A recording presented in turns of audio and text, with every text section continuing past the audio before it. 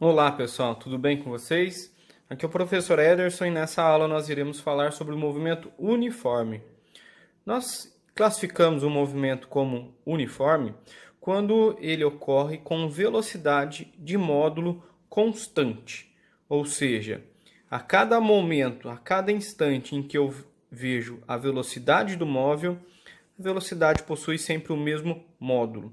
Ele é o movimento mais simples que existe. Na prática, nós iremos encontrá-lo em trechos pequenos, ok? Então, aqui nós temos dois casos de movimento uniforme. O primeiro, em que ele mantém o mesmo módulo e mantém a mesma direção, direção retilínea. Nós chamamos esse movimento de movimento retilíneo uniforme, MRU. O segundo caso, nós temos então que o móvel está numa trajetória circular em que a direção está mudando a cada instante. Nós temos alteração da direção, mas o módulo permanece constante. Se o módulo permanece constante, nós temos um movimento circular e uniforme. Vamos agora fazer a análise matemática das equações do movimento retilíneo uniforme. Esse primeiro, ok? Então vamos lá para as equações. A primeira equação do MRU, ela vem aí da definição. Se o movimento retilíneo uniforme, que nós vimos aqui, mantém sempre a mesma velocidade, a velocidade média desse movimento vai ser sempre o mesmo valor que a velocidade que o móvel possui a cada instante. Se eu não tenho um valor máximo, não tenho um valor mínimo, o valor é sempre constante, o valor da velocidade média vai dar igual à velocidade instantânea a cada momento, a cada instante. Correto? Então, a velocidade média nós já estudamos. Então, nós podemos falar que a velocidade no movimento retilíneo uniforme pode ser obtida por ΔS sobre ΔT. Equaçãozinha mais tradicional e importante aí da cinemática. Lembrando aqui, no sistema internacional, velocidade é medida em metros por segundo, mas no usual nós temos aí quilômetros por hora e outras unidades. Podemos ter outras unidades também. Então, essa fica como a nossa primeira equação. Nós podemos usar no exercício de movimento retilíneo uniforme, nós podemos usar ΔS e ΔT.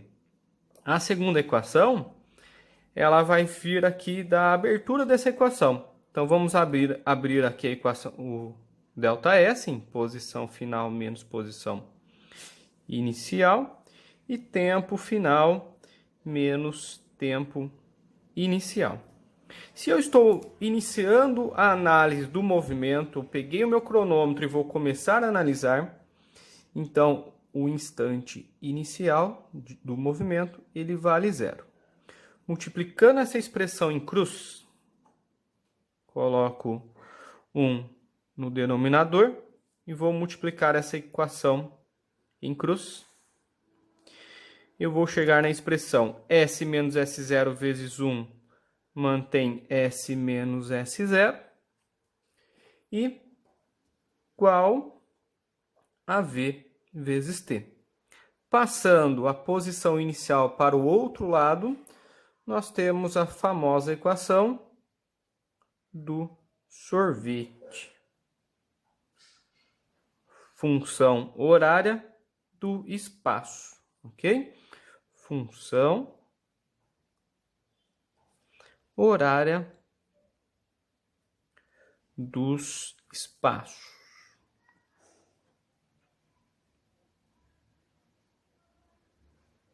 Lembrando que ela vai nos ajudar a determinar a posição final, né? O objeto, o móvel está se movendo, então nós precisamos determinar a posição final dele.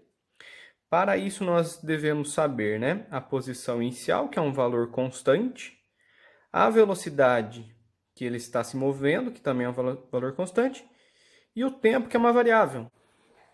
O movimento retilíneo uniforme, ele pode ser classificado de duas maneiras.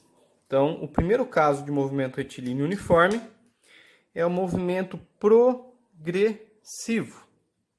Ele ocorre quando os espaços percorridos tenham o mesmo sentido da trajetória.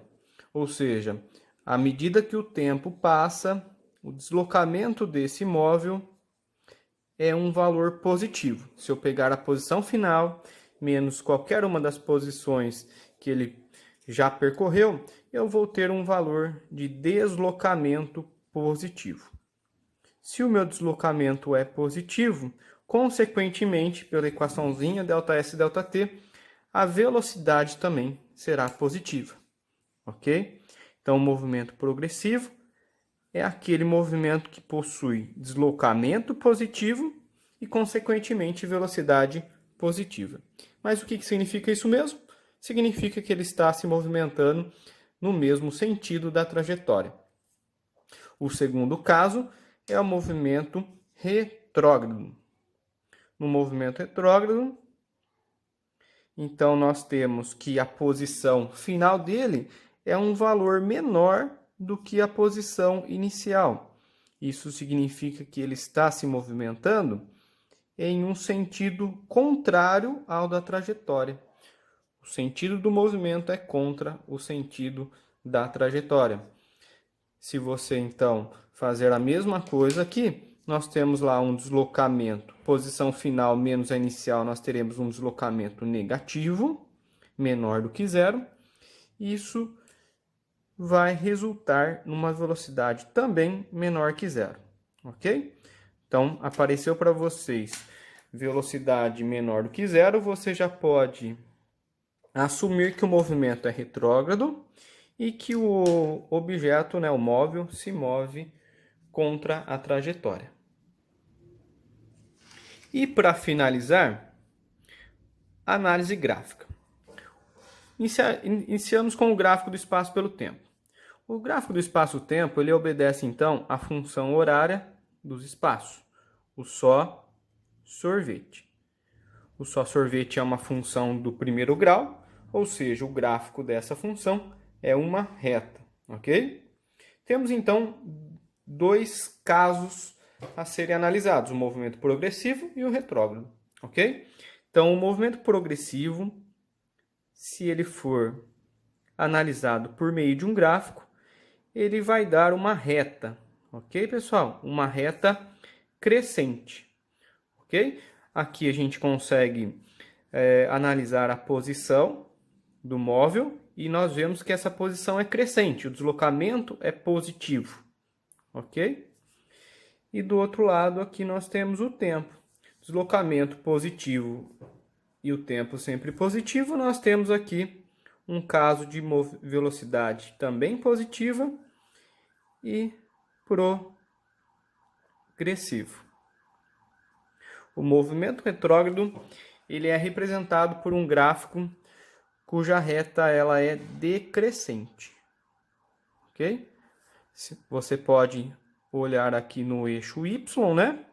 E você vê que as posições ocupadas em intervalos nos instantes dados aqui no gráfico, essa posição ela está diminuindo, ok? Isso significa que ele está voltando contra o sentido da trajetória. Então, reta decrescente, velocidade negativa, movimento retrógrado. É muito importante vocês lembrarem da reta crescente e reta decrescente, ok, pessoal? Nem sempre o gráfico está no quadrante que nós estamos acostumados. Esse gráfico pode estar aqui na região negativa. E a propriedade de reta crescente e reta decrescente também pode ser utilizada, ok? Reta crescente, velocidade positiva. Reta decrescente, a velocidade é negativa. Aqui uma dica então, pessoal. Sabendo que a velocidade pode ser analisada por meio aqui das retas, a inclinação dessa reta vai determinar o valor da velocidade, ok? né, o coeficiente angular dessa reta me dá o valor da velocidade. Se ele me dá o valor da velocidade, correto? Ó, aqui eu tenho o ΔS, o ΔT aqui embaixo.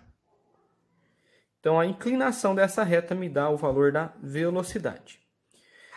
A gente pode aprofundar isso. Como a inclinação nos dá a velocidade, quanto maior for a inclinação, maior vai ser a velocidade. Nesse caso que eu coloquei aqui para vocês, nós temos dois objetos que atingiram a mesma posição final, né? Essa mesma posição final que eu vou chamar de x, porém o A tem uma inclinação maior do que a inclinação do B. Eu posso definir aqui, ó, que a velocidade do A é maior que a velocidade do B, ok? Se pararmos e analisarmos mais a fundo, nós vemos aqui que tanto o A quanto o B chegaram numa mesma posição, porém o A, cuja velocidade era maior, ó, ele conseguiu chegar nessa posição no intervalo de tempo menor do que o B. O B também chegou, mas levou um tempo maior. Isso significa que a velocidade dele foi menor. Tudo bem? E para finalizar, o gráfico da velocidade pelo tempo. O gráfico da velocidade pelo tempo, ele vai ser uma reta constante, uma vez que o módulo da velocidade é constante, correto? Então, nós temos aí para o movimento progressivo um valor de velocidade positiva e do retrógrado um valor de velocidade negativa. Esse gráfico, pessoal, e essa propriedade que eu vou falar agora, ela pode ser aplicada em qualquer tipo de movimento, não somente no movimento retilíneo uniforme. Se nós pegarmos aqui e calcularmos a área desse gráfico, correto? Independente do formato, aqui no movimento retilíneo uniforme nós temos só o retângulozinho, mas em outros movimentos nós podemos ter outras configurações. Então, independente do formato desse gráfico, toda vez que eu tenho um gráfico da velocidade pelo tempo, ao calcular essa área, eu vou estar multiplicando o tempo da base pela altura, que é a velocidade. E velocidade vezes tempo pela equaçãozinha da velocidade média, me dá o deslocamento, correto? Então, essa propriedade é muito importante, pessoal. Você consegue, é uma ferramenta a mais para você resolver os exercícios. O deslocamento sempre é numericamente igual à área. Ele sempre vai ter o mesmo valor do que a área do gráfico dado, correto? Aqui para o gráfico do movimento retrógrado, nós temos um deslocamento negativo, correto? Então, essa foi a nossa aula de deslocamento positivo e negativo. Essa foi a nossa aula de movimento retilíneo uniforme. Façam exercícios e até mais.